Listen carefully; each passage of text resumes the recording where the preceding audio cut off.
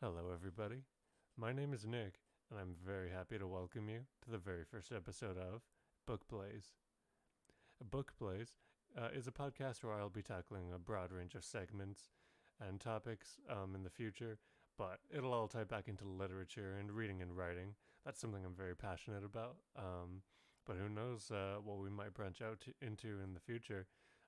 For the beginning, I'll be doing book reviews, perhaps some genre discussions or discussions on certain authors. Um, and of course, as the title Book Plays implies, I will be indulging in some legal tobacco during the show to help sharpen my focus and to act as a little palate cleanse during segues. Why don't we do that now to get us started?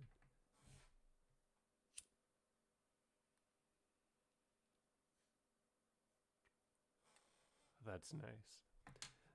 Talking about segues, very smooth. Um, Audio listeners and YouTubers alike, right now you'll be seeing my book plays sort of cover art on the screen. Very nice. Courtesy of at Cream Puff Cat Artist on Twitter. You guys go blow her up.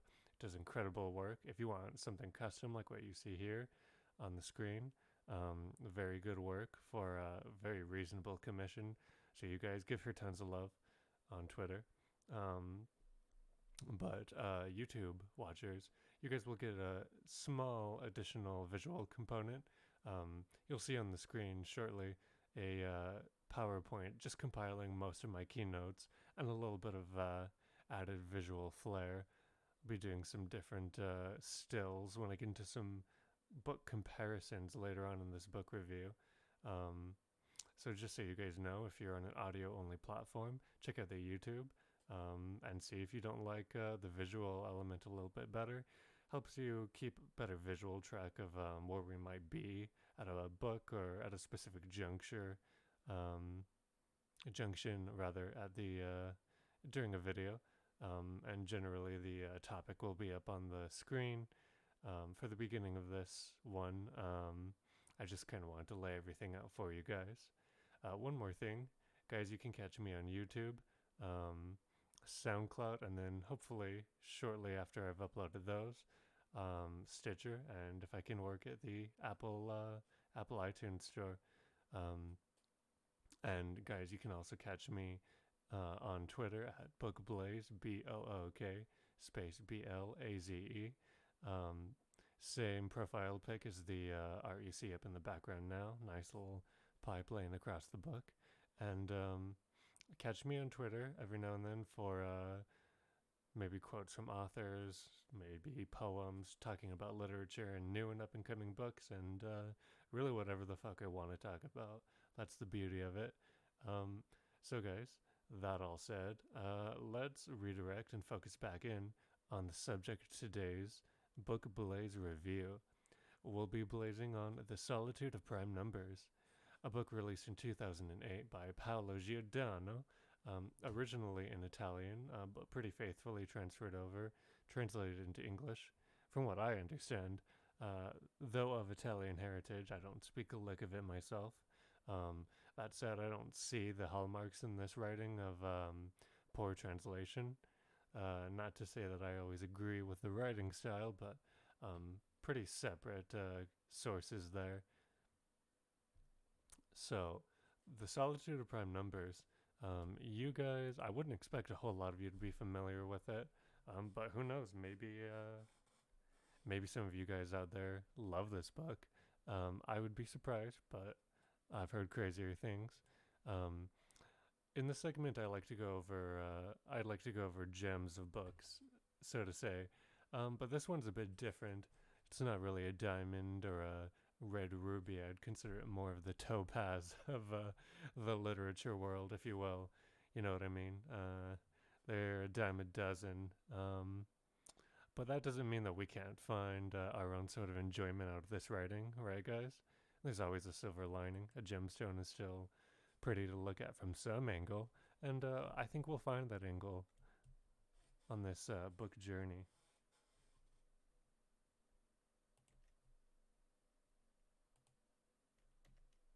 Sorry, guys, this is my first presentation of this kind, so just getting everything set up.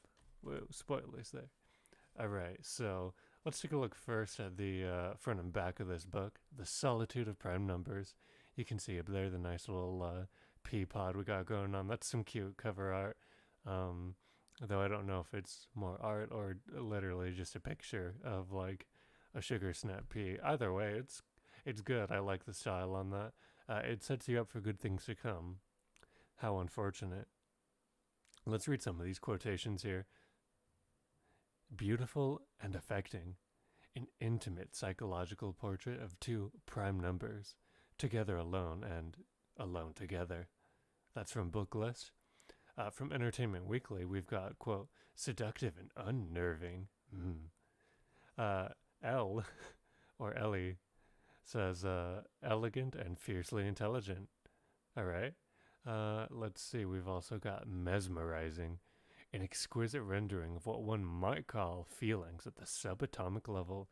That's from the New York Times. Wow, that sounds specific and not necessarily pleasant.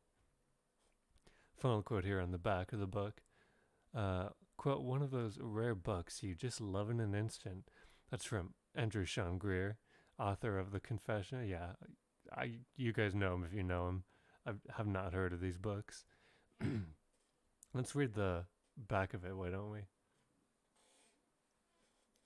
A prime number is a lonely thing. It can only be divided by itself or by one.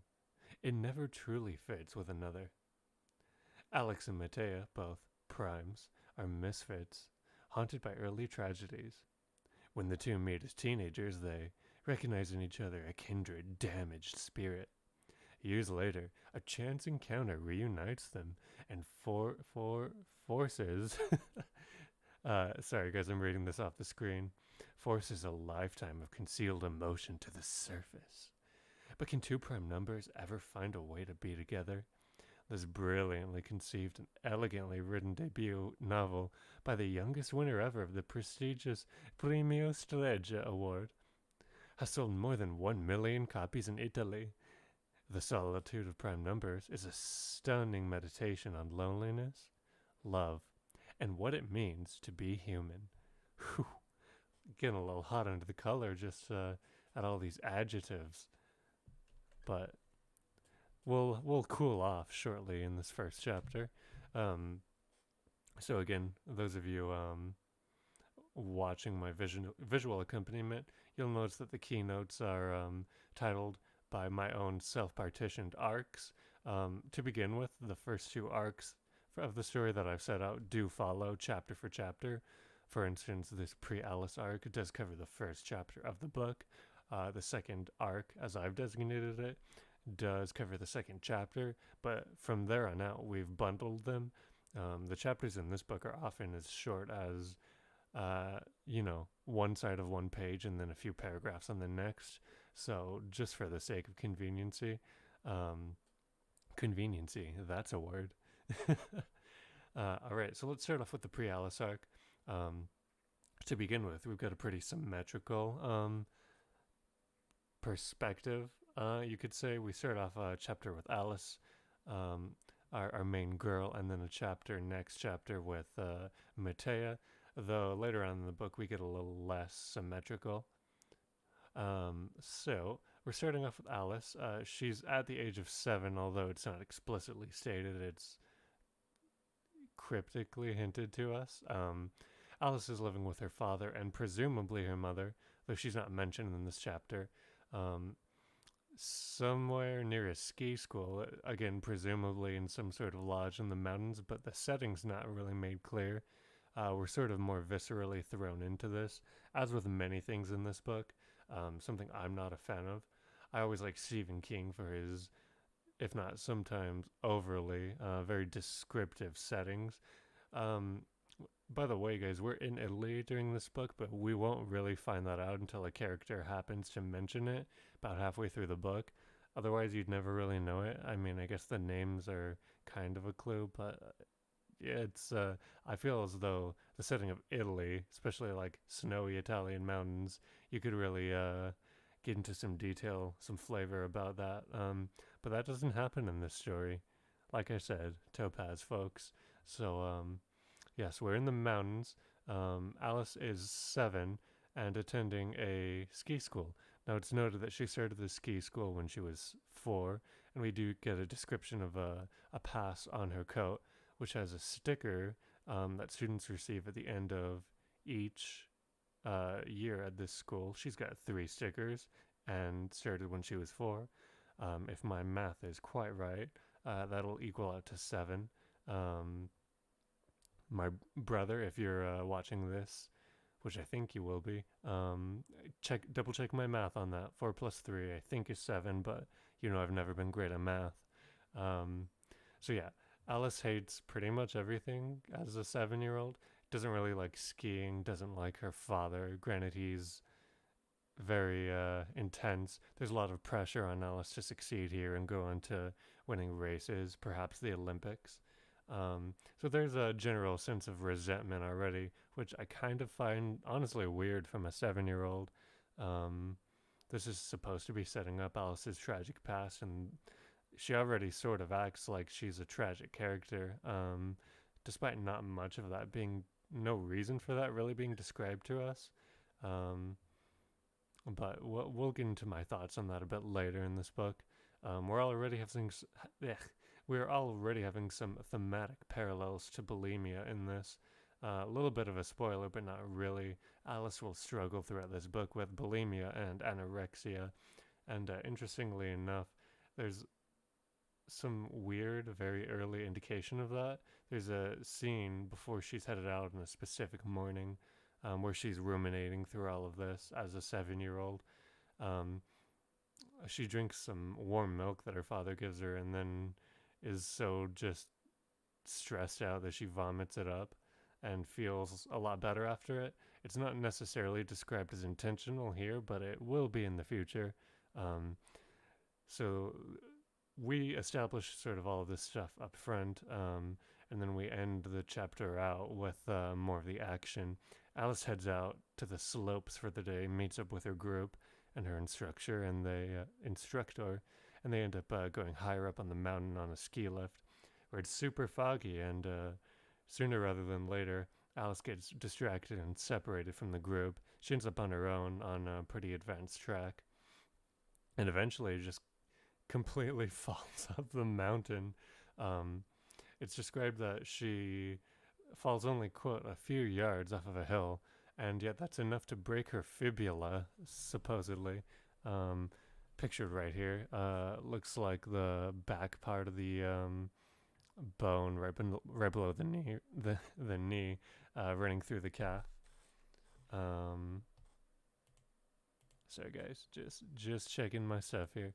Um, yeah, that doesn't make a whole lot of sense. A few yards is like 2 or 3 feet into snow. I can't see that breaking even like a 7-year-old's fibula. But who am I to say, right?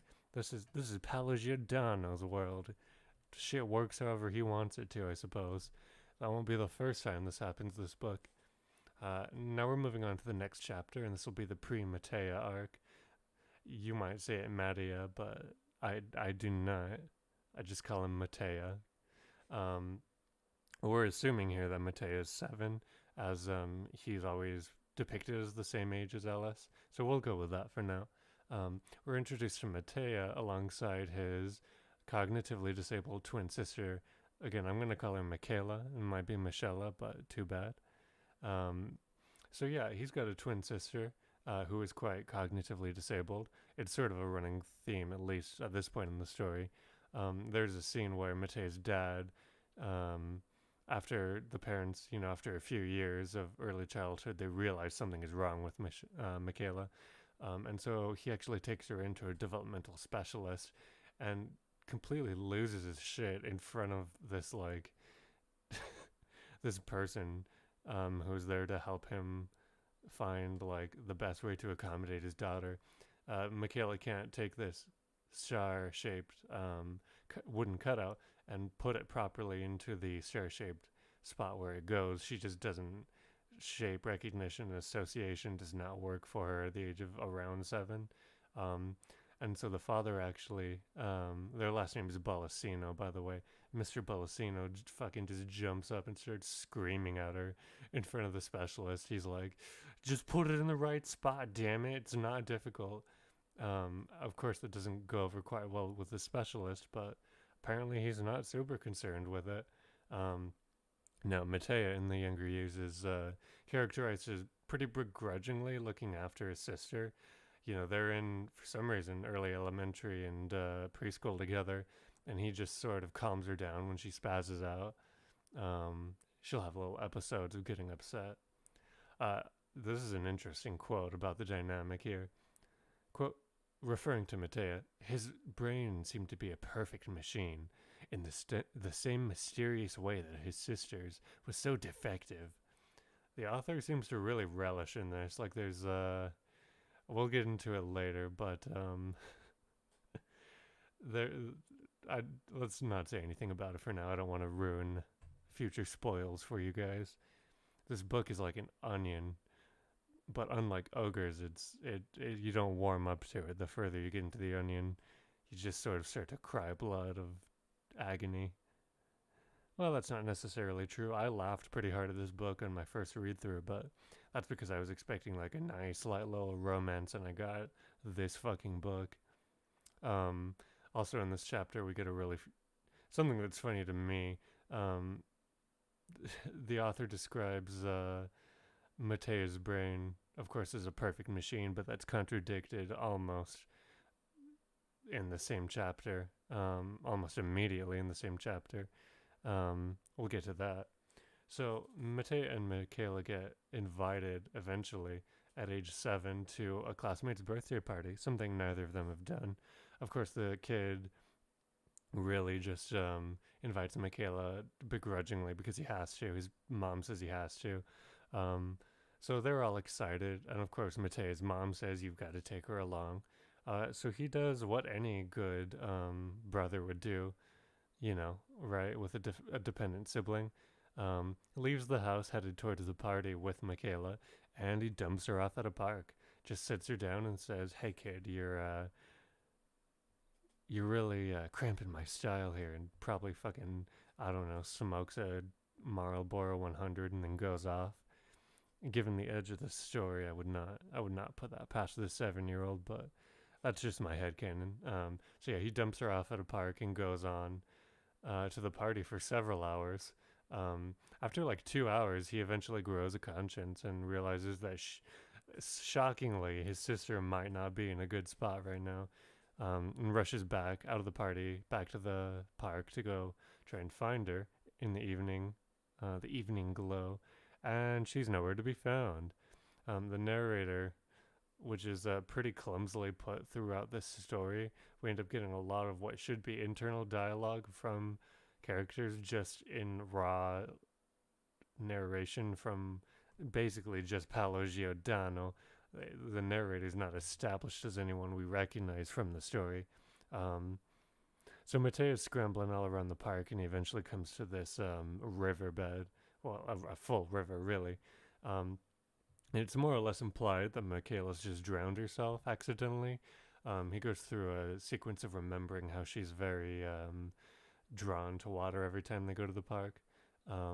Always wants to play in and doesn't really understand the dangers of it. So he just kind of assumes that she's drowned, though there's no evidence of that.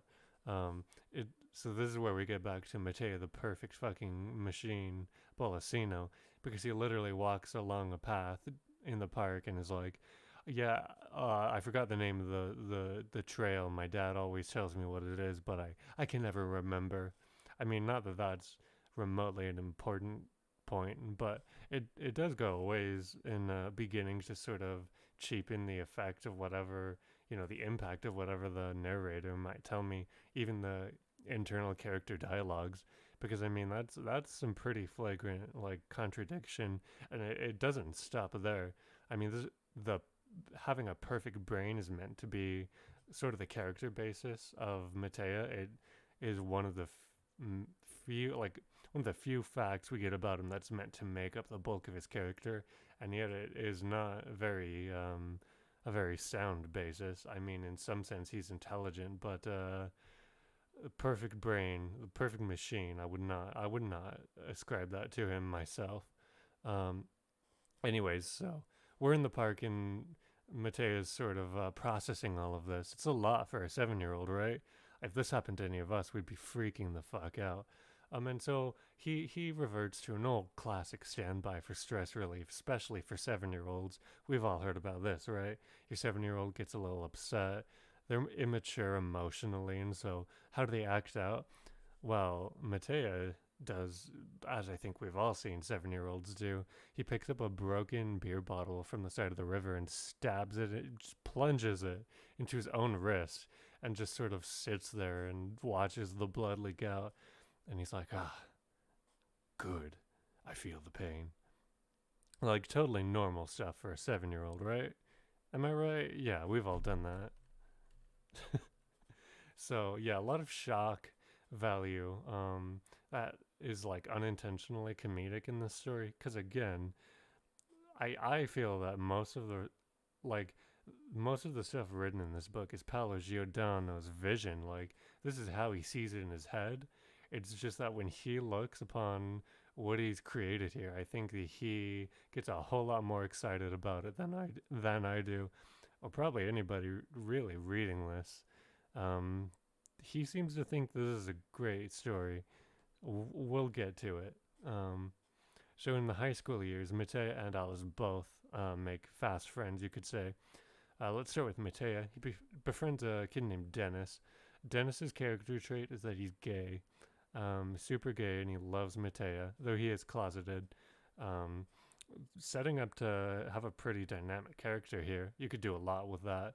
Make some strong messages, really sort of raise some, you know, moral quandaries. Sorry, moral queries to the reader. Question their sense of right and wrong, but we'll see that that's nothing that creative is done with it. When they first meet in biology class, Dennis keeps pestering Matea about his secret. Obviously, he's got scars from self harm all over his hands and arms. And Dennis is just like, what did you do to your hands, bro? What's your secret? What did you do? And Matea eventually stops. Again, they're in biology.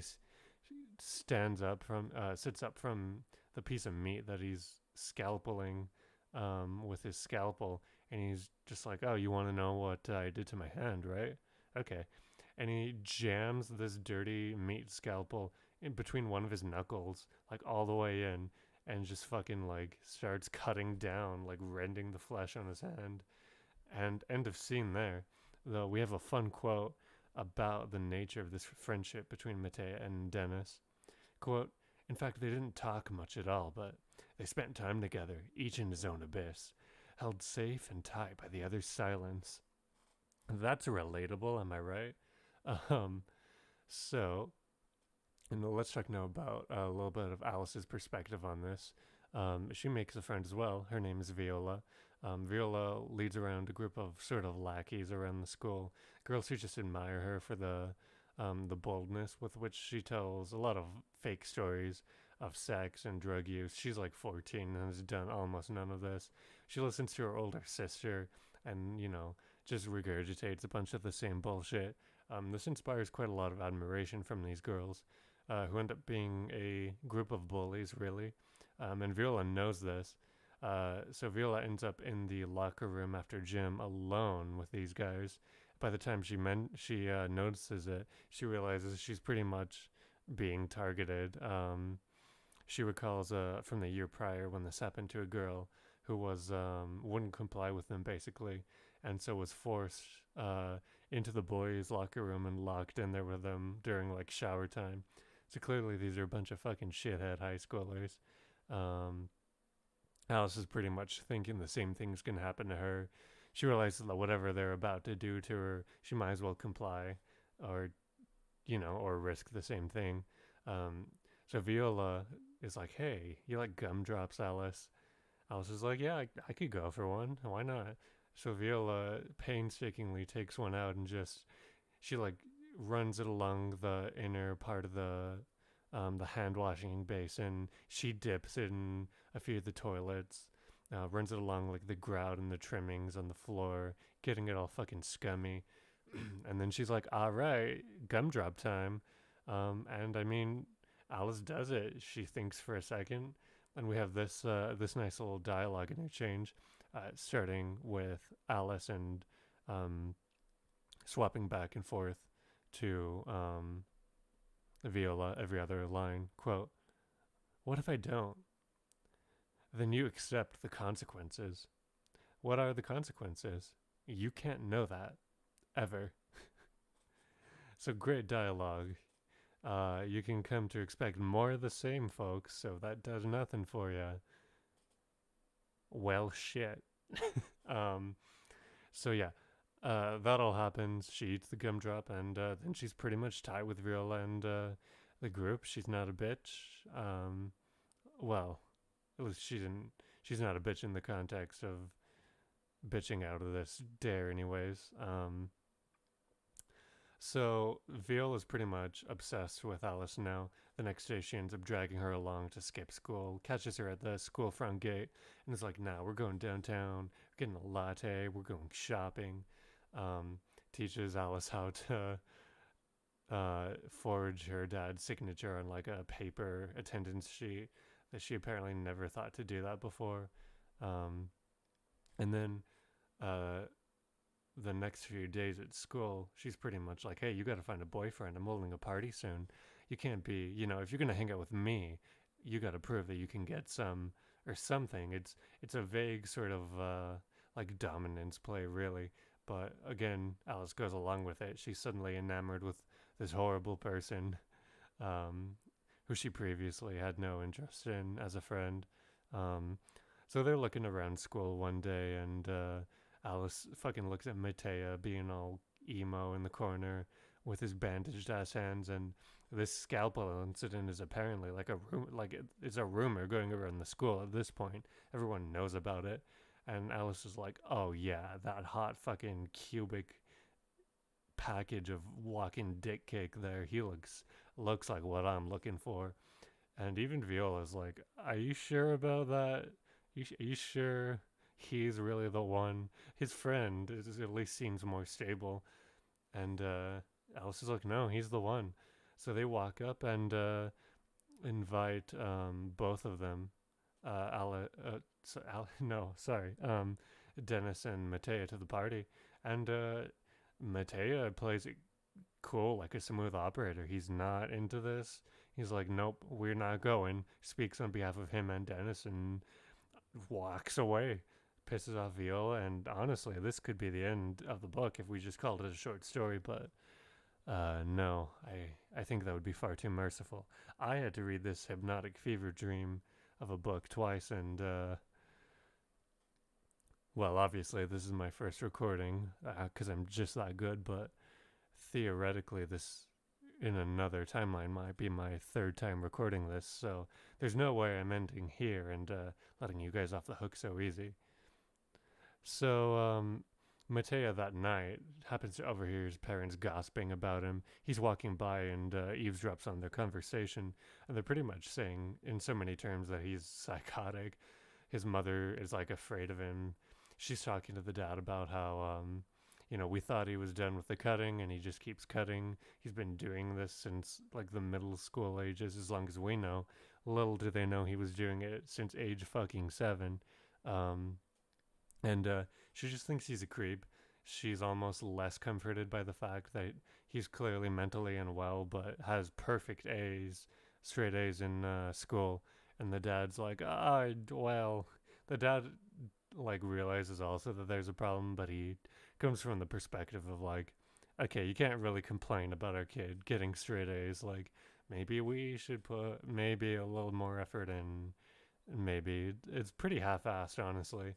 Um, and this doesn't really seem like the sort of conversation you'd expect two parents to be having, like so as dispassionately as they do. But I guess the whole Michaela thing factors in, and also the fact that emotions in this book are portrayed less like how I understand emotions to work, and more I would say, filtered through the perspective of like an alien trying to understand the human emotional cycle, but that's just my 2 cents on it.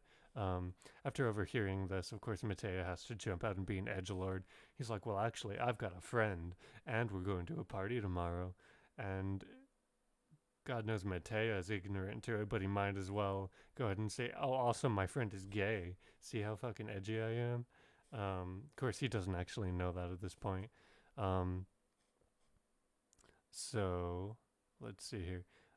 Yes, and coming to the end of what I call the high school arc, Alice has a little mini arc with her parents and with her family maid, Soledad.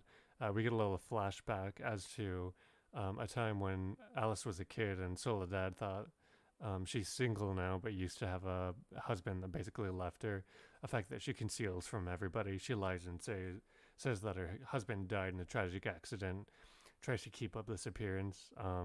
And at one point, she actually invites, when Alice is young, she invites a man over while the parents are out. And she's shacking up, basically. Um, but Alice, just by poetic justice alone, happens to walk into the room right as Soledad's whipping her tits out. And it's like this really embarrassing, shameful scene for her. Of course, like 7-year-old Alice doesn't know what the fuck is up. I guess she'd be a little older than 7, but point made, like, it's a sticking point in her memory, even if she didn't know what was going on at the time. And at the current time in the story, in high school, she uses this as some blackmail against Soledad. She says, "So look, I want to get a tattoo, but I'm too young, and you're going to act as my legal guardian. You're going to pretend that that's the case at the tattoo shop, and if you don't, I can just recount the tit whipping story to my parents and see if my fussy ass parents still want to employ you." And it works. So they go and do it, and yeah, she gets the tattoo. Great, great morals here so far, guys. We're getting now to the party arc. So, of course, Matea and Dennis go to this party.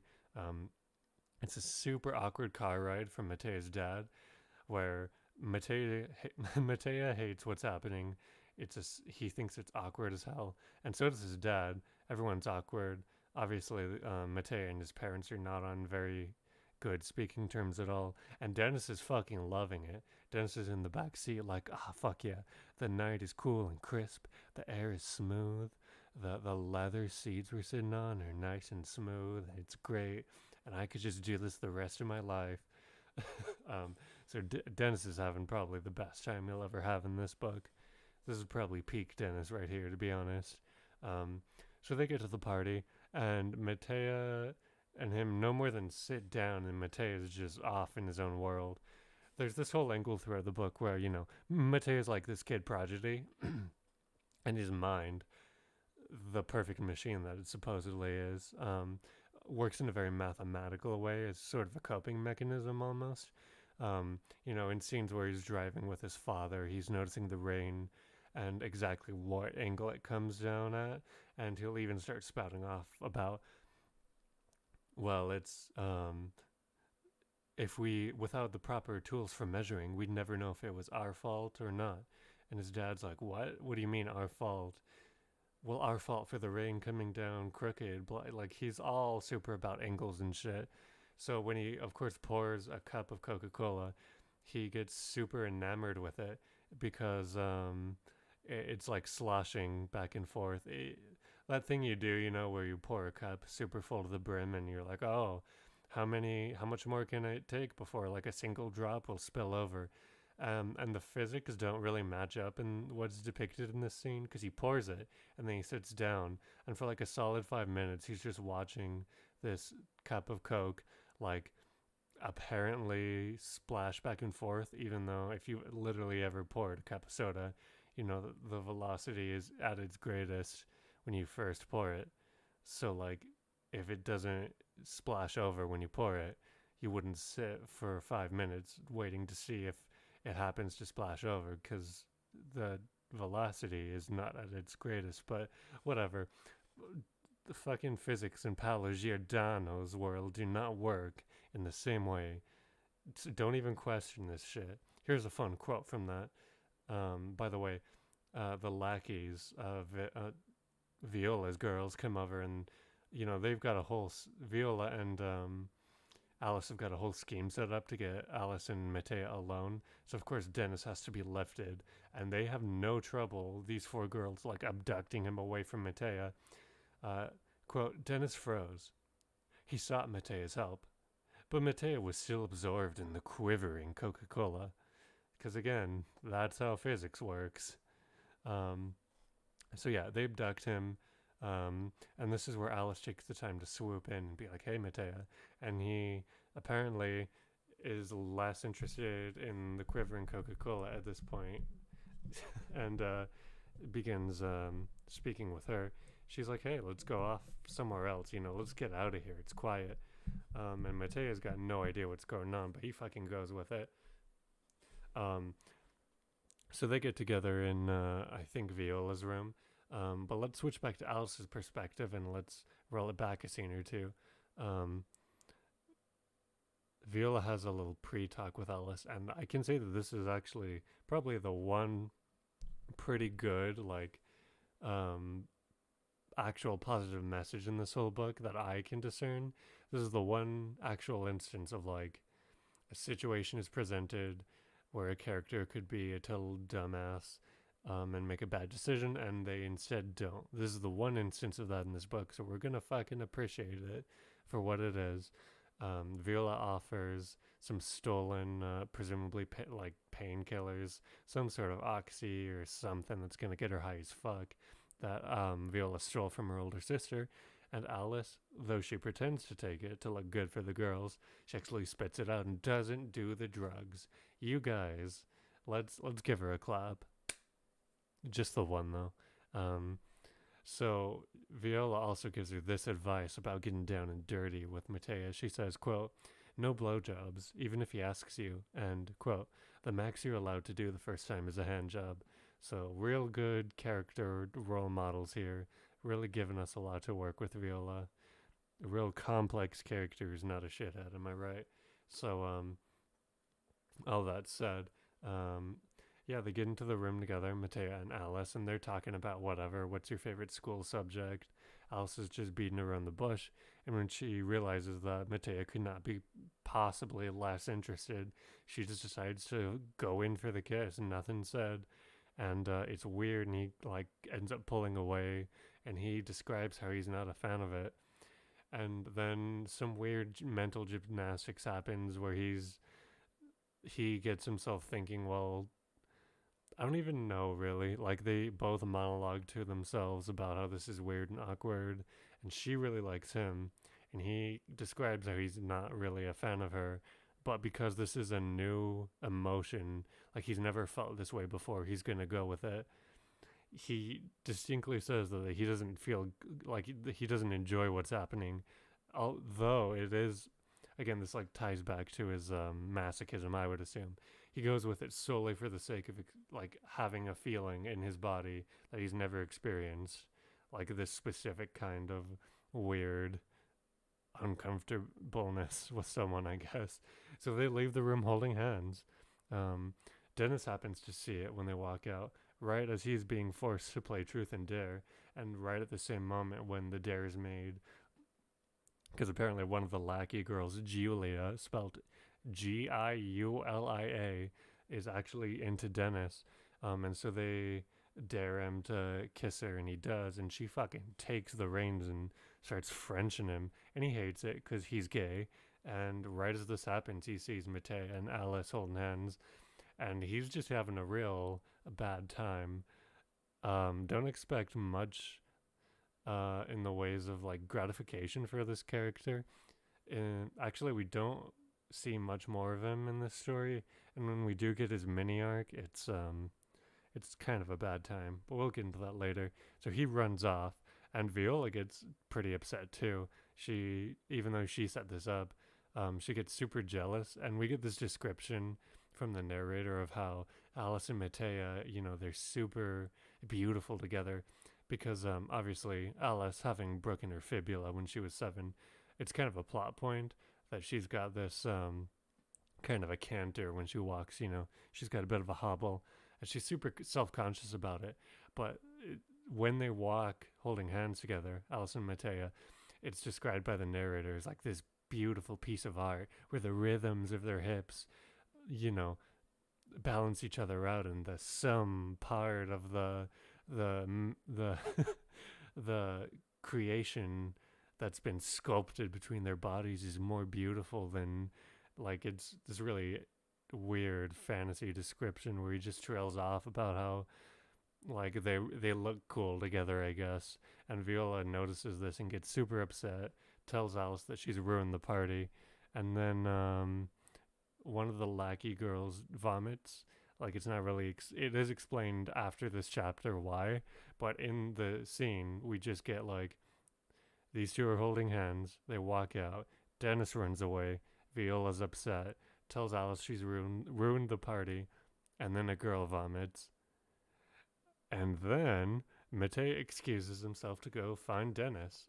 As you do. I guess he cares suddenly about his friend, which really he hasn't been characterized as actually giving a shit about up until then. Um, so that I guess could be some character development. Um, yeah, he goes and finds Dennis. Dennis is up in like the upper family room. He's smashed one of the Viola family's lamps, just to get the shards of glass from it. He's shattered this lamp, and he's cutting himself.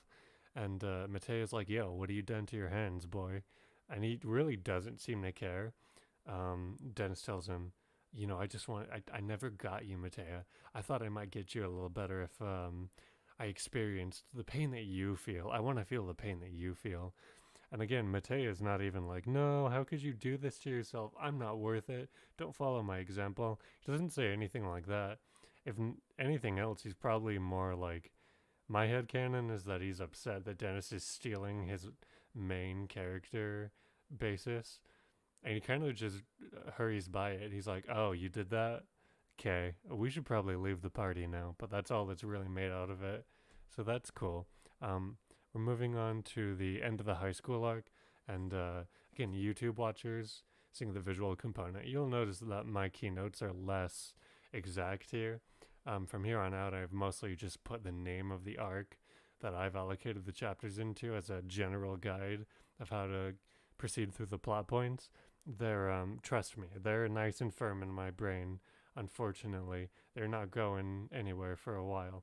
And this book didn't, it's not a great writing style. The character arcs are super flat, and like I said, folks, Topaz, I didn't take if we're talking about gems, I didn't take the time to fucking cut a Topaz, because the time and effort, we're just sort of examining the raw thing here. If you guys really want my fucking psychological analysis as to what I think is going on inside Paolo Giordano's head, word for word through this book, let me know. I'll do research on the guy. But that said, high school arc. So we get a nice arc from each character here, more Alice focused. Um, the next day after the party, all the girls are on board with Viola with hating Alice. They make up a story that Viola must have put something in the cinnamon dessert that she brought to the party that Soledad helped her make, because they all supposedly vomited. Never mind the fucking fact that Viola was literally having you guys pop pills, but whatevs. I'm sure it was Alice what done you wrong. So Viola, they all sort of excommunicate Alice. A few of the girls, like Jadia, might feel bad for her, but there's nothing they can really do. Their hands are tied. They're bitches to fucking Viola. And I think if anything is going on with Matea specifically right now, it's just that Dennis is less in his life. He realizes there's no future there. Um, so yeah, Alice and Matea end up finding a shoulder to cry on in each other, although they're not dating explicitly. There's a scene at the end of this chapter, one of the chapters in this arc, where Alice kidnaps Matea practically after school one day, catches him and like drags him by the hand down the hallway into the girls' bathroom and into a stall. And she's like, "Okay, here's the deal. I went to the nurse's office, I punched a mirror, and I stole these shards of glass." People in this book, dude, Dennis and Alice both, they have no regard for anyone else's fucking property, and they're also very just like they have very little regard for Matea's like willingness to do something or how he might feel about like his sensitivities towards self harm. She's just like, hey, I know you know how to cut yourself real good. Well, I've got this tattoo I don't want because now fucking Viola hates me, and somehow it was a bad idea to get a blue rose tattoo for a girl I met in high school who I was set up to be gay for, but it's kind of a red herring. Um, Little does she know that he knows more about that situation than even he knows. But anyways, she's like, "Yo, just cut my patch of skin off where the tattoo is." And he convinces her that that's a stupid fucking idea and he doesn't want to do it. And she'll live with the mistake she made and eventually learn from it. Um, and that said, we enter a time skip here. When we come back to the characters, they're in university. And this is what I call the Alice and Matea college romance arc. Though, in this arc, like at the high school arc, they're very explicitly not a couple. They've still had the one kiss from whatever I can glean from what's described. Um, and, Matea's more or less just leading her on. She's into him, and they spend Sundays, they spend the weekends together. We open up on a Sunday where they're laying in bed together, like head to head. And I guess on their weekends, they just do this. So as they're doing this, we're monologuing about how they do this every weekend. They wait for while the world is quiet, they wait for their boring lives to begin again, and they waste away the weekends together. Um, or in this specific scene, first we get a little bit of a history, um, time skip notes basically. So Matea is close to finishing his university degree, and Alice, on the other hand, has become an unpaid intern, is the word, an unpaid intern for a guy named Kraza in the photography business. This is one of two times I'll mention Kraza, because despite the author trying to tell us that he's a crucial and important character, he is really not even a key player in this book. And even though he supposedly sees Alice as like a daughter in everything but name, he's his daughter that he didn't get to pick the name for her, but she's like a daughter to him. We don't get almost any of that. He's shoehorned in just to make the obviously preordained plot beats. The Paolo knew what was going to happen pretty much in this book from the beginning. It's Alice and Matea, and all the secondary characters, you know, least of all Kraza, are really just shoehorned in to make those plot beats work. So don't expect me to even get Kraza's gender right. It's not even explicitly stated, really. I mean, the character plays so little of a part that I actually forget what gender they are often, though I believe it's a man. Um, so yeah, that's what they're both up to. And in this specific scene, Alice decides, instead of wasting the Sunday together as they always do, they're going to do a little photo op as though they were getting married. Again, they're not even dating at this point, but Alice is super just like, he'll see me for what I'm worth eventually, right? Right? No. Um, so yeah, she dresses up in her mother's old wedding gown and wedding dress rather, and gives Matea some oversized, if not nice looking clothes from her father, and they do a few snaps. He's not really, you can tell Matea's not even a super outspoken person, but he obviously doesn't want to be doing this and ends up asking, "Are we fucking done yet?" And Alice gets super pissy about this. She's like, "Oh, whatever, fucking. I don't even know why we spend time together." I I completely back that sentiment. I do not know why this relationship is so shoehorned by the author. And on her way out of the closet where they're photo shooting, she runs. She catches the end of the dress on a nail and causes a huge tear, a huge run up the train. And this ends up not being a plot point, although Alice's mother is a plot point. This scene pretty much, in my opinion, doesn't really even establish much more than the fact that Alice is a fucking asshole who's self-serving and doesn't have the heart to like own up to her fuck ups. She puts the dress back in the box, and that's that. It's not touched upon the rest of the book. There's no implication that the mother ever finds out about it, and it doesn't even add to any greater plot point. It's just funny that she's an asshole, and I think unintentionally funny. So yeah, we get that scene.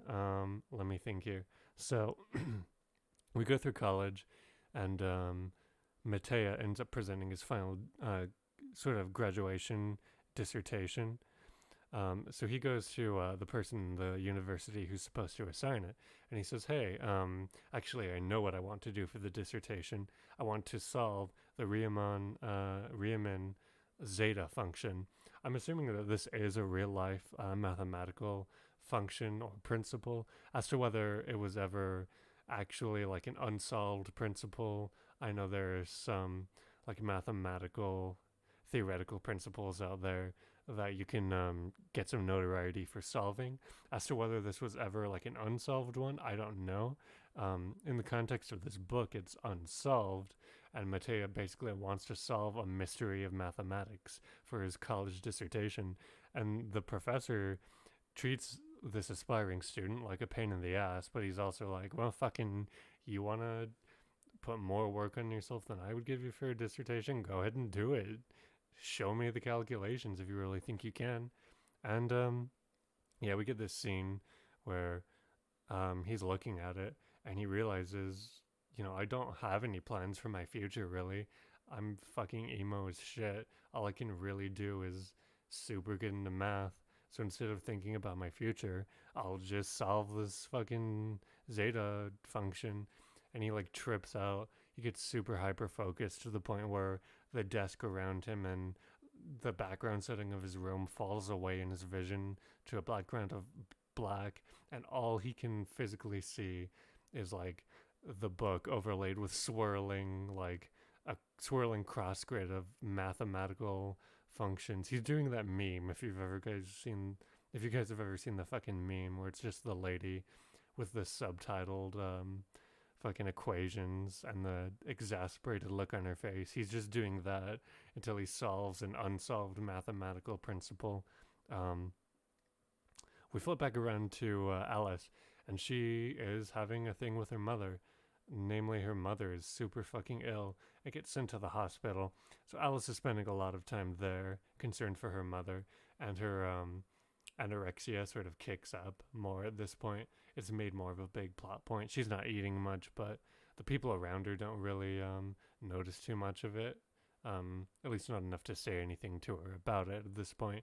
And while she's sort of mad chilling around the hospital a lot, she sort of develops a relationship with a man. This man's name, it is Fabio. That's right, Fabio. Fucking Fabio. Not the Fabio, but I mean, hey, an Italian man named Fabio. So she sort of develops a relationship with him. Fabio's obviously super horn dogging for her, but she's he is basically Alice's Matea. She treats Fabio like Matea treats Alice, throws him a dog bone every now and then, but obviously he's not going to go out with this guy ever. And we get to the end of this arc where Alice eventually realizes that that's how she's been treated. And she decides to sort of have a final, kind of ultimatum with Matea. She shows up to his parents' house one point, one evening, and is like, "Hey, I know I've never done this, but I'm here to see Matea." And the parents are awkward, but let her in. And she goes to his room, and they're mad chilling. And she pretty much is there for the dick. She's ready for some dick, but won't say it and won't make a move. And granted, he hasn't given her any reason to, because again, he's not into her at all. I think they might have. I still think they've only at this point had the one kiss in high school, and he's totally leading her on. Doesn't even make her believe that he's really into her. And so he's like, "Hey, by the way, I solved this function, and yeah, I got like a post grad offer to like a higher education school um, out of Italy. This is almost halfway through the book, and we're finally establishing that yes, we are in Italy.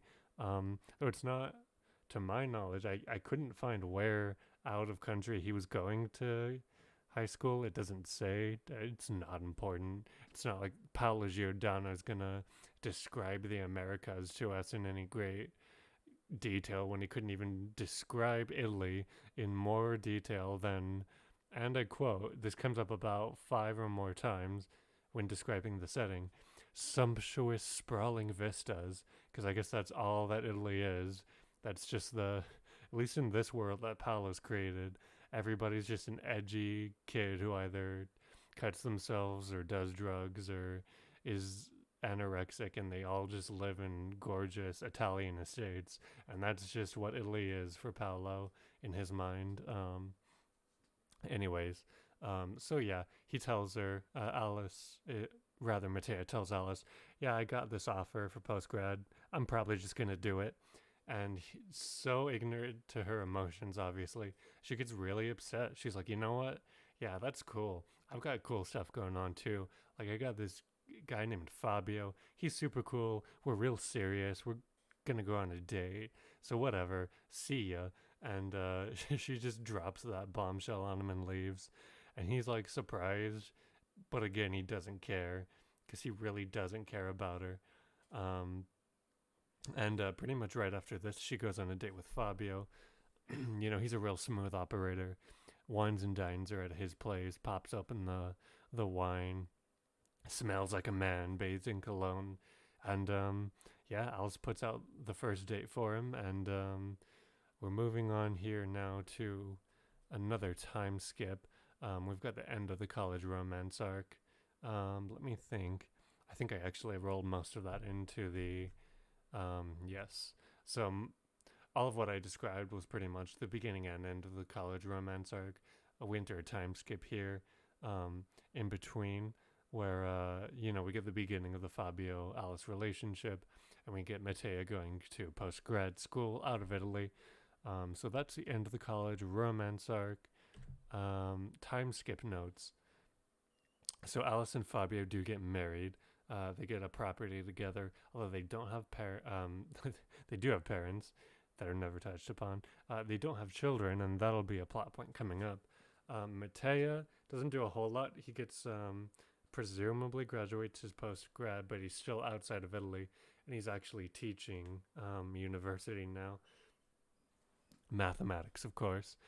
Makes a friend in a guy named what was his name? Obviously, a pivotal character, as you can tell. What was this character's name? Alberto is his name. Um, and yeah, they're pretty much they pretty much work together. They're cohorts of some kind. They work on projects together at the university. So the divorce arc, and I swear I'm not jumping ahead, folks. I'm not spoiling you. I'm not jumping out of line in the sequential order of plot points, because we're getting into the real esoteric parts here. Um, we pretty much begin our look through the window at the Alice and Fabio relationship by we begin the look through the window by establishing that they're about to get a divorce. Our first look, like, we don't get a day-to-day look at it in its like quote unquote perfect form, even though they've been married for several years.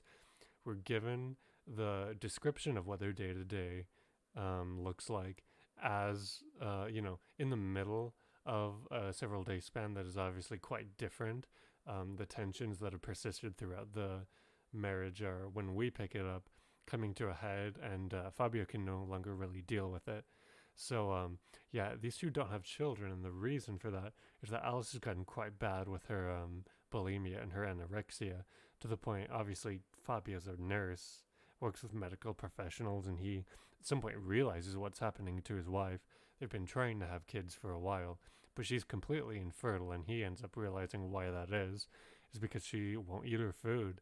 She's incredibly bulimic, and he notices that she doesn't actually eat more than a few leafy greens every day. And, it's described that anytime he tries to bring this up in the marriage, it's pretty much non negotiable. She doesn't want to talk about it. and there will be no peace if he tries to bring this up. So he doesn't for years, and eventually he's had enough of it. He brings it up one night and he's like, hey, your bones are going to wither away to nothing. You'll die because of this. You can't do much. You can't have kids. And this, I thought initially, was a pretty strong plot point. But Alice, um, through the vessel of Alice, I want to say that Paolo himself sort of arbitrates the whole plot point here and makes it less about, I'm concerned about your well being. And through Alice's filter, sort of just gets regurgitated back at him as the accusation from Alice of like, oh, well, you only care because you want me to be a baby making machine like that. You don't care about my health.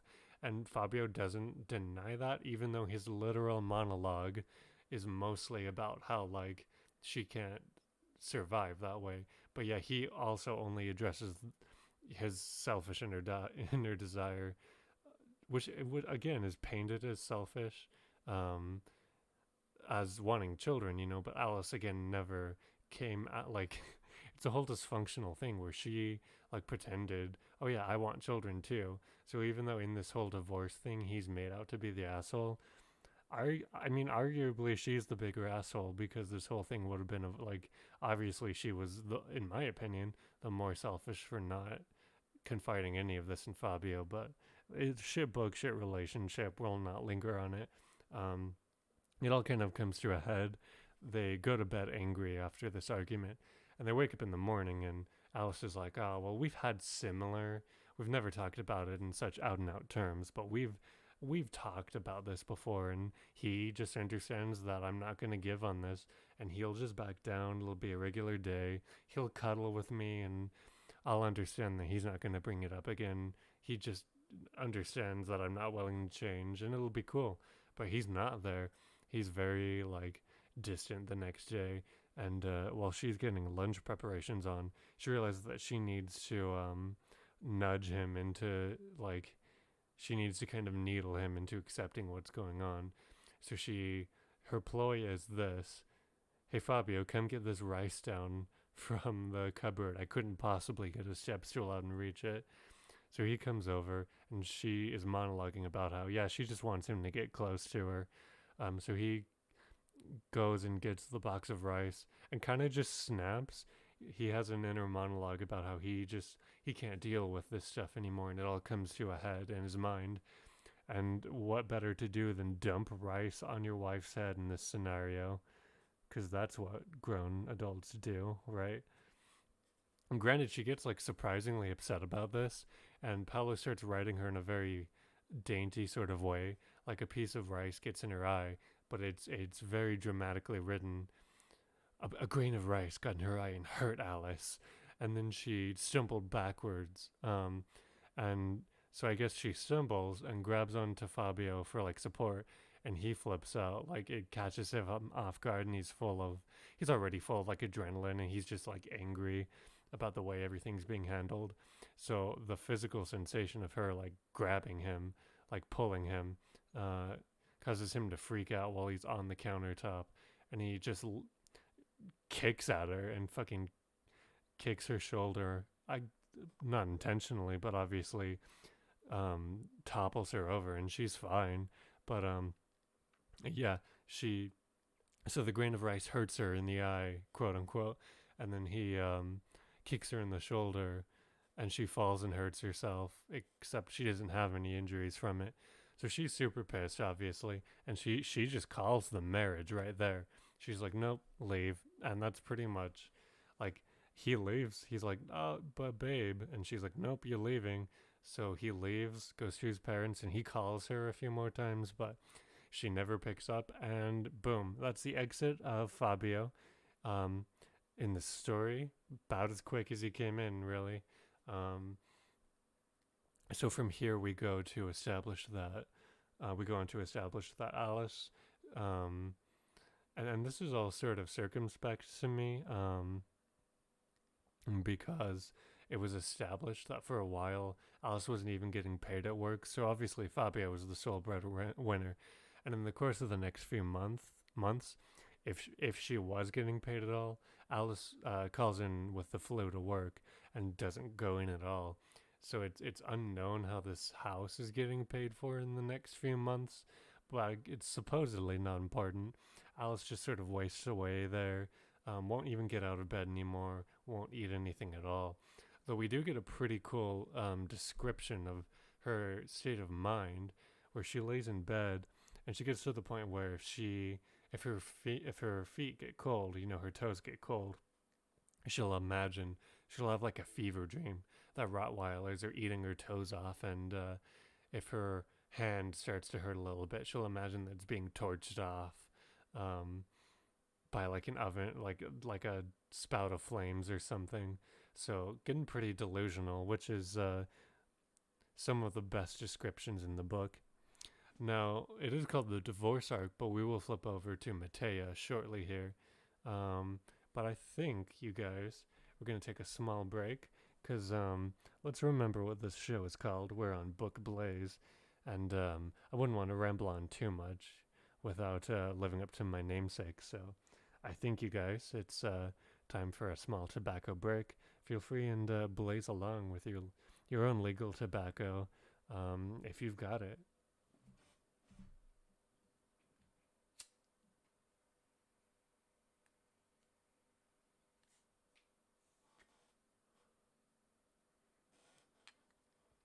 How refreshing. So yes, Matea does have his own sequence of events here. Hold on, I'm gonna just make sure I've got these keynotes in the right order. Okay, yes. Pay no mind to what that next one was called. Um, so yes, Matea and Alberto, they end up having we key in on them right when they're having this power session, and they end up solving some sort of other mathematical principle. Paolo doesn't even bother to go into what it might be or the background of it. Suffice to say, they make an achievement in the field of mathematics, and they write equations on the board, and it's the fucking beautiful minds equations, and they solve it, and it's a big deal, and presumably they get an award for it. It's a real achievement. So Alberto's like, yo, we did it, man. Come to dinner with me and my wife tomorrow, and hey, guess who's gonna be there? This hot girl, this hot woman, who is like, he doesn't mention it, but she's 12 to 15 years older than Matea. But hey, this hottie's gonna be there. I know you're not really into that kind of a thing, but I did it for you, bro. No pressure, but there's gonna be a girl there. It's your celebratory dinner, our celebratory dinner. You never know. Um, so we get to the dinner, and Matea goes. He dresses up real nice, and towards the end of dinner, Alberto and his wife are like, hey, let's both skedaddle out of here. Let's go do the dishes together. Got other things to attend to, folks. So they leave Nadia and Matea at the table, and it's awkward, and Matea doesn't like know what to do with himself because he's awkward as fuck.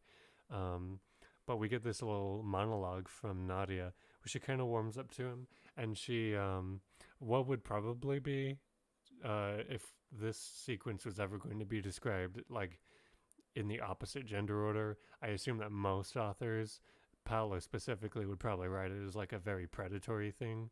Um, but here it's sort of like presented as Matea's lucky opportunity to finally get rid of his virginity. Um, Nadia's having this whole monologue about how she warms up to him. She realizes that he's a bit off. Like he there's this tension where she's really beautiful, and he kind of realizes that, and he has nervous glances towards her, and he's looking at her. She realizes that he's into her in some way, but he's not the kind of guy who's gonna own up to it. He's not gonna make a move, and she likes that. She realizes that he's a virgin. The quotation from her is, I noticed something in his eyes that I just knew, that no other woman had ever been able to tame. She's pretty much into the fact that he's a shy virgin, and I can't stress enough, he's like 25, 27, and she's in her late 30s. She's over a decade older than this guy, but it's not described as weird and like cougar-y, even though it is.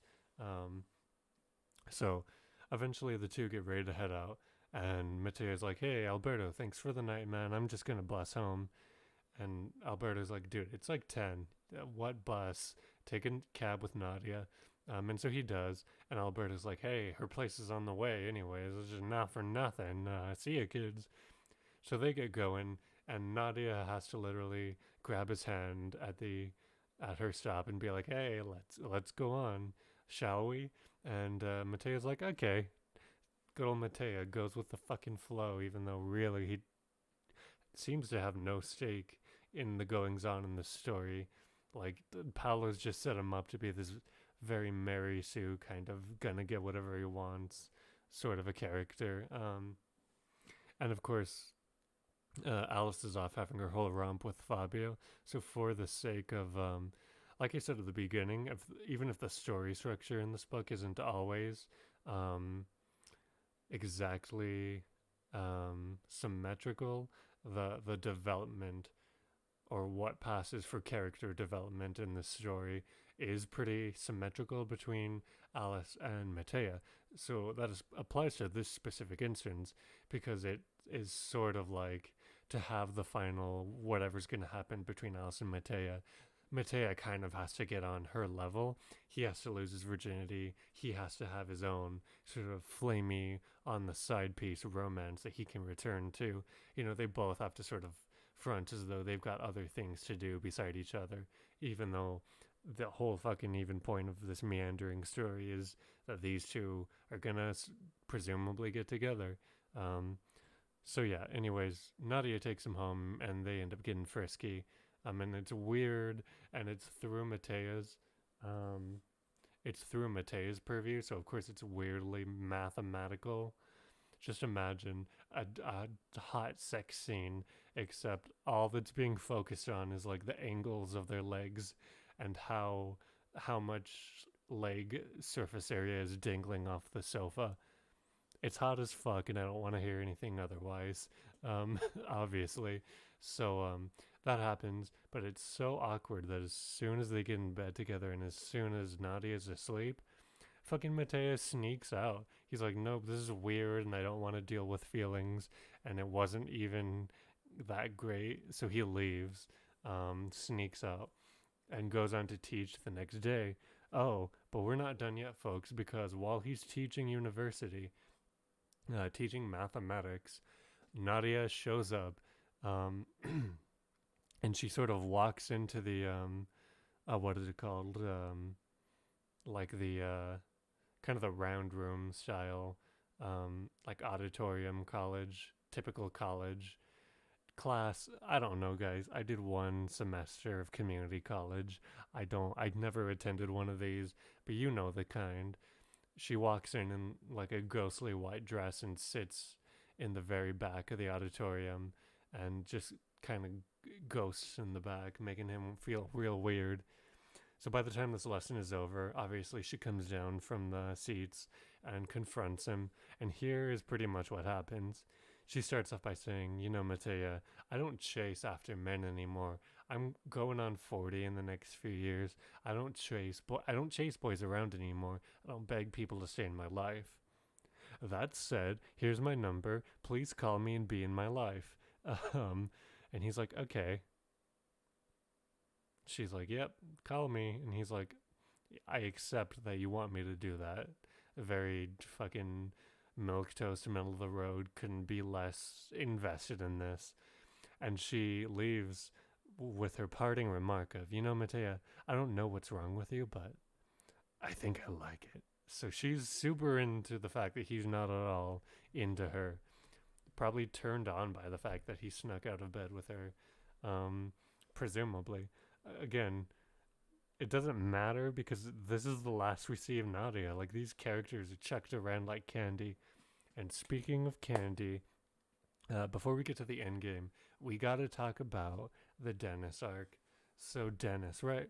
Um, his friendship with Mate has only grown more distant, and we do get our little one-off arc with him, and it's really fucking upsetting because Paolo writes it very clearly, and all of this is intentional. Like, the scenes that are depicted in these few chapters are Paolo very clearly views them in one way, And reading them, I can't help but feel that Paolo has some romanticized version that he's putting Dennis like through the beats. He's toughening him up as a way to make him a better character. But really, he's just writing gay torture porn at this point.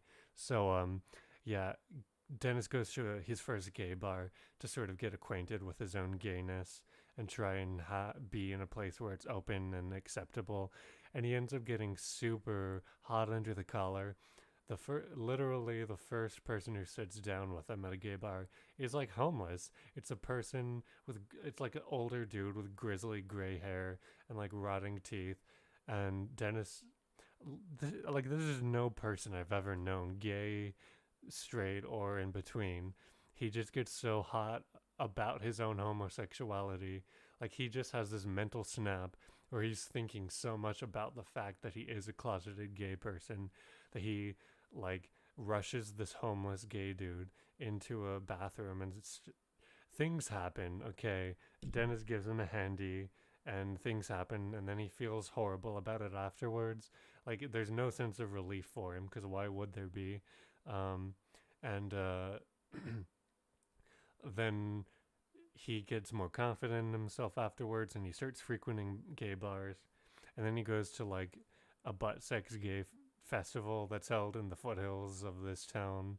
And he has a call with Matea, where they're talking about the fact that like they Matea and Alice have been estranged for a while. And Dennis is just getting still. He's having those old nostalgic pains, even though he doesn't really care about Matea anymore. He gets the knife in his gut, like, oh, still fucking talking about Alice, man. You always chose her over me, but he's more confident in himself at this point.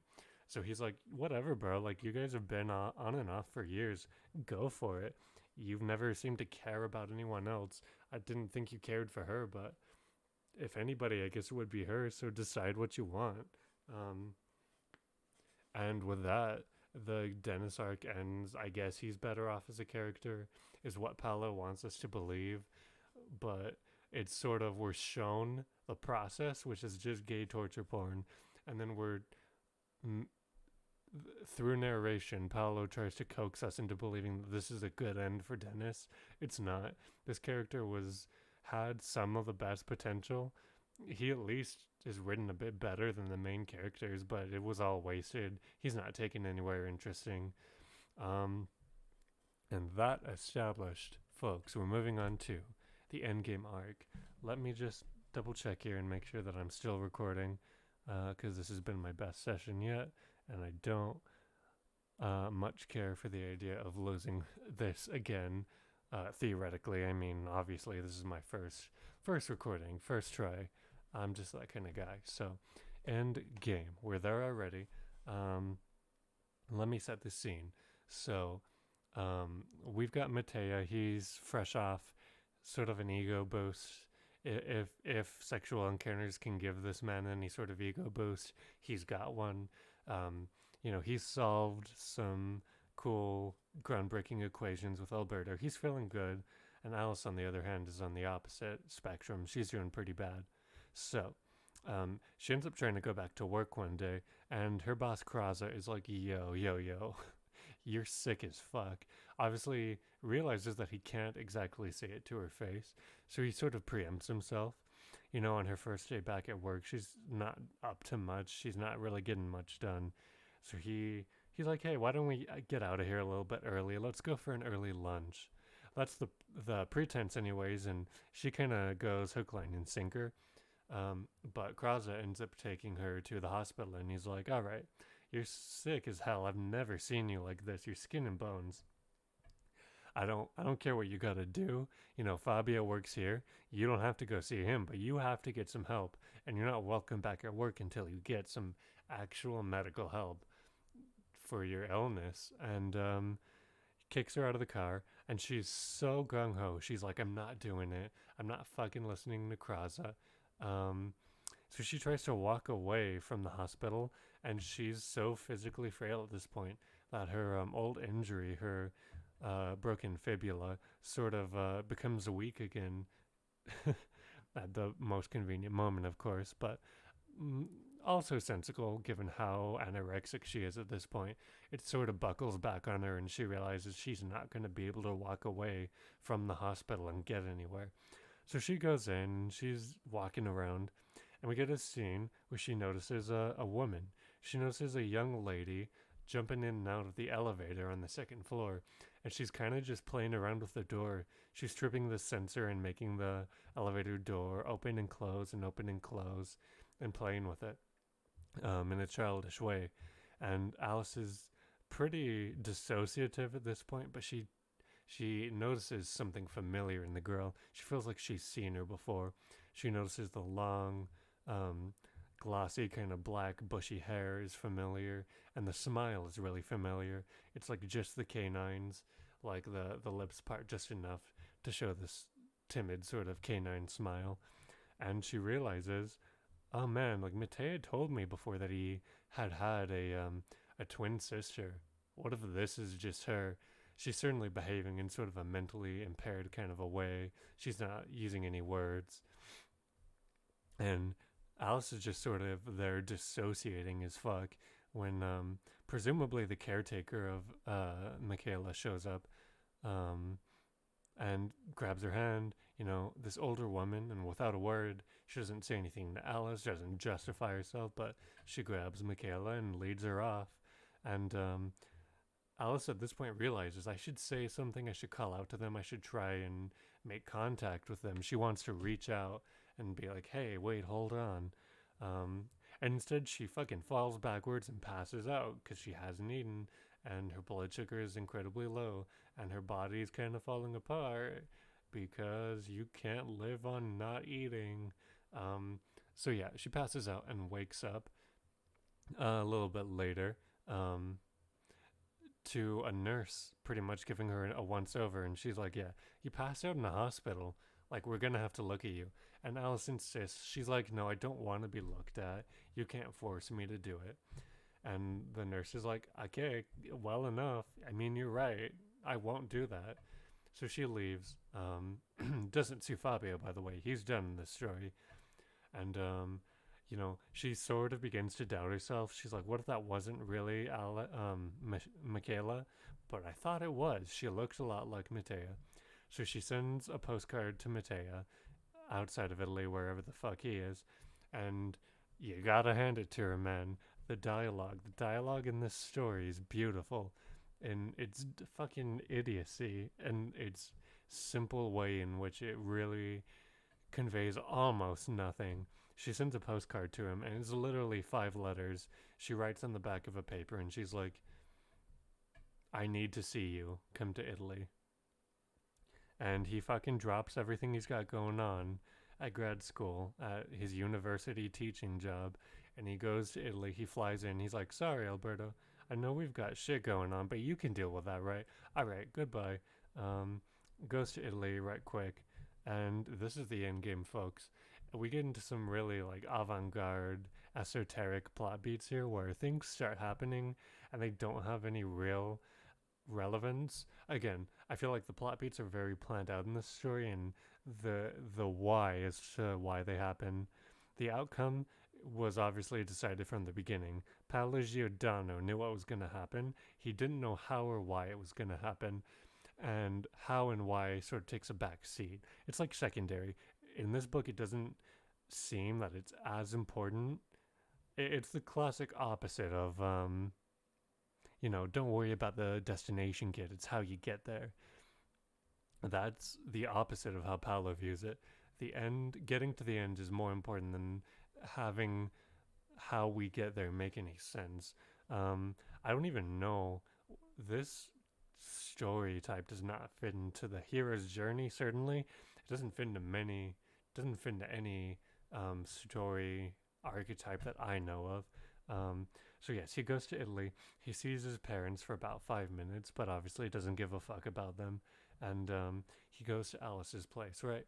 And it's awkward. They need to kind of break the ice again. So she takes him out for a ride, and they're cruising around in her car. They're laughing, and she's like, "Hey, why don't you cruise us around for a while?" And he goes, "Well, I don't know how to drive." So we pivot. we have a teaching Matea how to drive lesson, and they both reflect that it's kind of fun spending time together. It's the same as it always was when they were in high school. He obviously doesn't give a fuck about her, and they're not connecting on a deep level. And they get back to the home, and Alice again is kind of gearing up. She's like, "All right, I kind of want your dick again. Like, what are we gonna be?" And they kiss, right?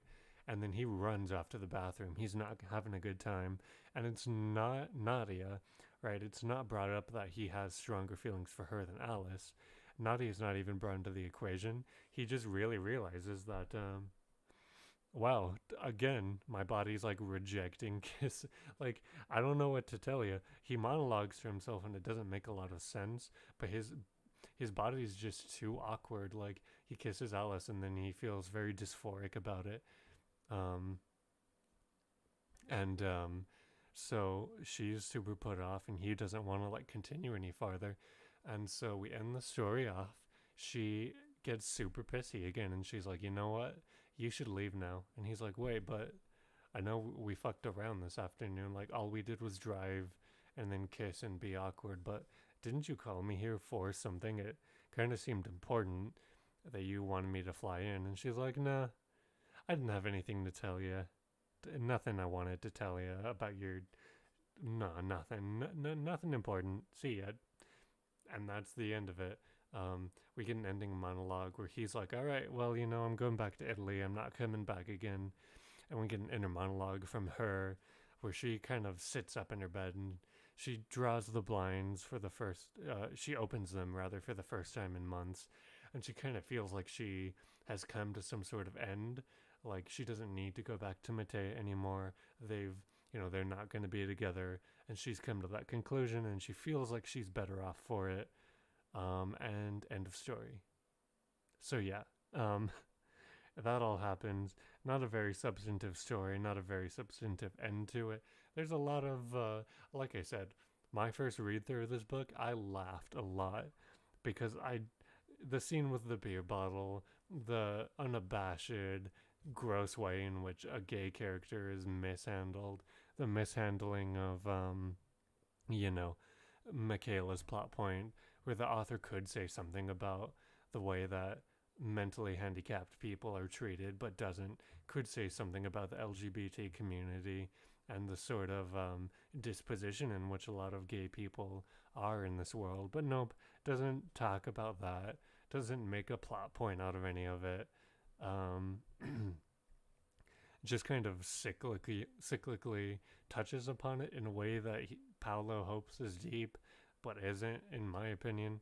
Um, so that's all a thing, but we're not done yet, folks. Because I'd sort of like to put this book into greater context. Um, Ignore the fourth wall breaking here. I'm just okay. Here we go. So yeah. That said, I'd like to start by comparing this book to The Catcher in the Rye. If you guys are book fans out there, I'm sure that a lot of you are aware of this book, might have read it. One of my top favorites of all time. So, The Catcher in the Rye, I feel that Paulo Giordano definitely might have taken some plot beats from this. Especially in the beginning, it reminds me of The Catcher in the Rye. Not in a good way. It just strikes me that it might be a knockoff version of the beginning structure of it.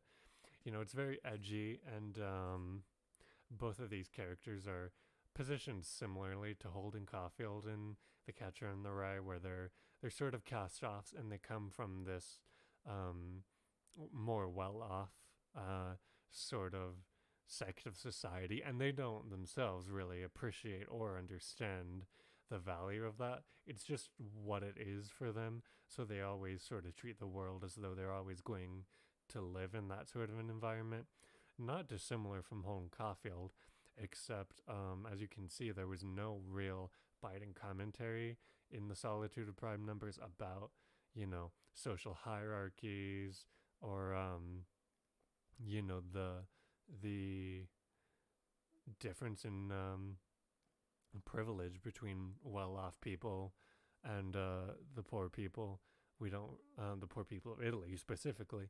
There's never there's never that solid, clear point in the plot where anything is made about, you know, these characters don't ever realize that they're very um, shallow, one-dimensional people, and that fact doesn't change throughout the story. There's no real character growth for either of them, even though Paolo sort of tries to narrate to us that there is. We don't see any of it, and there's just no moment where these characters kind of realize that their downfall is sort of the fact that they have nothing better to do in life than worry about their dumb fucking teenage bullshit that perpetuates even their adulthood. So, in my opinion, probably some references and inspirations taken there, but ill taken in my opinion. I'd much read The Catcher in the Rye any other day. Next, we're talking about Gatsby. Sure, many of you were forced to read this in high school. Quite a good book. I like it. I like the monologues in Gatsby. I love the scenes, the setting, as in where we physically are, is pretty good in Gatsby, and I like the economic message again comes into play here, and also just sort of the cultural setting. We know when we are, we know where we are, we know who we're hanging out with, and we know really we know we're cemented where we are and when we are and who we're hanging out with. We're in the upper echelons in Gatsby, and we also are in the solitude mostly, but it's just used as more of a vessel to smooth out. It just makes things easier to have your characters um, be wealthy, because then Matea can make that last minute flight into Italy, so we don't have to come up with a creative way to get these two together, and we don't have to come up with a creative plot narrative as to why these two are bound to be together by this. It's just a story beat, and it ends up, taking its toll, because unlike The Great Gatsby, where again there's this biting social commentary, Gatsby himself, Jay Gatsby, is a perfect reflection, and we get this near the end. It's a perfect reflection on how he has all the physical material wealth he could want, all the possessions a person could want, um, and he's not really happy with it. Forgive me, I'm forgetting the character names, but you guys remember the scene in Gatsby where they're gathered in the hotel at the end. Gatsby and spoilers for The Great Gatsby, you guys, if you care. They're in the hotel near the end of the book, and it's very tense. It's Gatsby and the woman he wants to be with and her husband, and both the husband and Gatsby are very characterized. Obviously, Gatsby is infinitely more wealthy. They're both characterized in this book as people with a lot of wealth, and they're not happy people. The husband's just sort of whatever at this point. He's got a trophy wife, but he's an irritable person with a temper, and he doesn't appreciate the things he has, nor does Gatsby. But Gatsby, he's got a bit of a temper, but really, he always wants more and more, and the whole reason for attaining his wealth was just so that he could feel like he's worthy of attaining this trophy woman. And he doesn't appreciate the things he's already got. And obviously, there's a great sort of through the lens of Nick, the main character in Gatsby, we get this character development and also sort of the greater story narrative that he realizes these people who have a lot, they always want more, and they're not happy unless they get the thing they want. And when they get it, they just set their gaze on something else they want, and they're not happy with the thing they get. They accumulate and accumulate and accumulate, but when does it end? Their hunger certainly never ends. Blah blah blah, etc. Now you see that mentality. I see that mentality in the solitude of prime numbers, but I don't see any self-awareness of it. I think that Paolo Giordano kind of wants to romp around in a fantasy land of tragic, shallow characters and rich Italian vistas, and he doesn't really want to do any sort of analysis on that. He just thinks it's a fun place to exist. So while parallels to Gatsby, certainly not a correspondingly great storyline. There's a car scene at the end, I feel like the end honestly could have been format ripped from Gatsby. I'm not making that accusation. The ending beats are very similar. well, the ending sequences are, but the story beats couldn't be further off. Gatsby is a masterpiece, in my opinion, of a cultural piece. There's no culture to be had in The Solitude. Just a mishmash of why is this in this book at all. um, and we'll get to our last one here. Something that I'm not sure that a whole lot of people have read, but I would certainly recommend it. A nice light romance piece called The Remains of the Day, authored by Kazuo Ishiguro. Um, it takes place in the UK, and it follows a butler in his older years of life when he's sort of getting down to retiring, and he takes a nice long vacation from his buttling job to both go pursue the mysteries.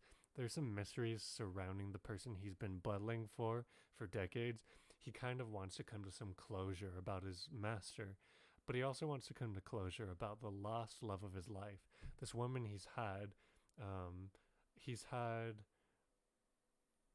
how would I say it? He's got a history with her. You know, they were like star-crossed lovers who never got to be.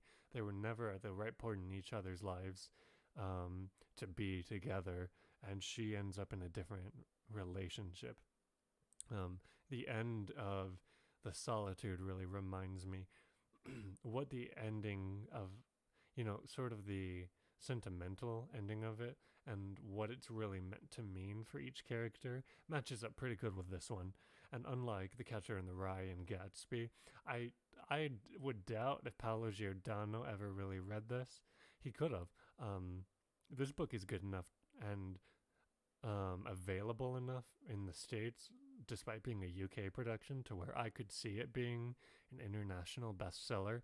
That said, I don't think that it's as on the radar for people like Paolo to the point where he would have taken cues directly from the story. That said, the end of the romance feels similar, again in a novel way where it doesn't hit any of the points um, that make the end of The Remains of the Day very satisfying. Um, the Remains, uh, sorry, The Solitude of Prime Numbers hits, it has a similar vibe and ending in a much less satisfying way because it's done in an inferior way, and also because the general story points in this plot are so weak and flimsy and shoehorned in that why would you feel anything emotional about them to begin with? Um, so, spoilers for The Remains of the Day. If this sounds like an interesting romance to you guys, I'd recommend to go check it out.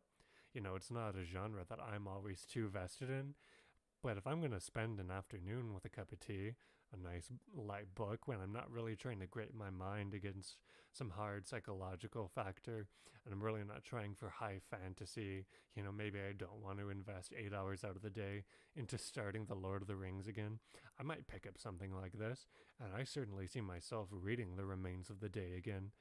So, spoilers.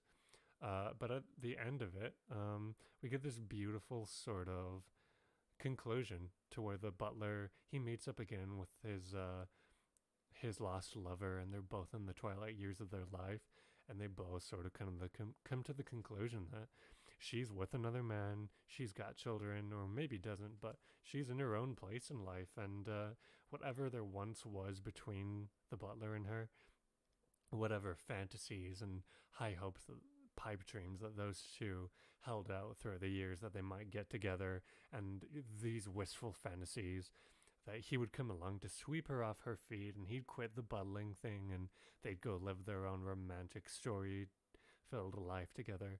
It doesn't happen, and it's not gonna happen, and they have to acknowledge to each other that this might be the last time they meet, and that it's a sorrowful farewell, it's goodbye, it's bittersweet.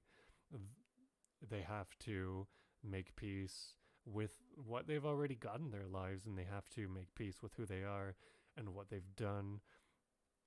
Sort of a foregone conclusion that neither of them really wanted to come to, but they've got established lives that make them happy, and at this point in their lives, they're not going to throw them away for the meager chance of something else.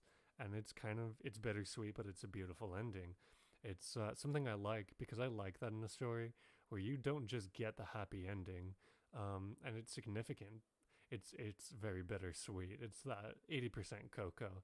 Um, And it's just a beautiful poetic ending, unlike the remains, unlike rather the solitude of prime numbers, in my opinion, where really it was dumb to begin with. I didn't believe the characters. They didn't inspire in me any sense of wonder or wist or, you know, dreamy romanticism like the remains of the day kind of does, because those characters are written that way. The plot points follow suit in a way that really lends that whole sort of an atmosphere to it. There are fun, nice romps through the English countryside and nice happy moments, and then the sad moments where we realize through the hero's journey that what was sought originally led us down a journey, and it led to learning, and it led to a different conclusion, and that was the destination. It's the one we have to accept. The ending of The Solitude, while similar, not nearly as satisfying again.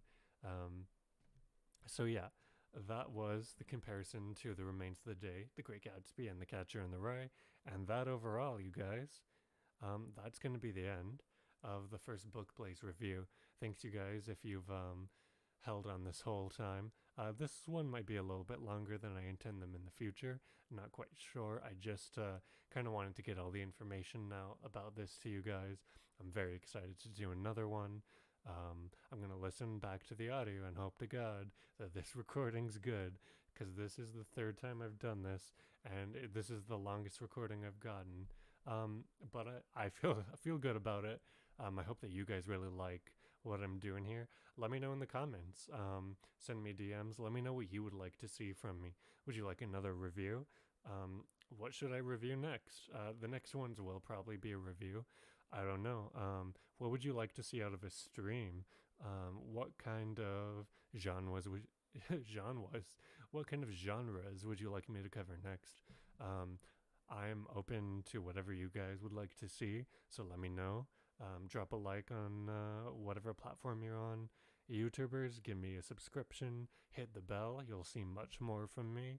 Oh, why don't we end off with another blaze of legal tobacco, you guys? Get us nice and capped off, and nice and cement our feelings about this book, huh?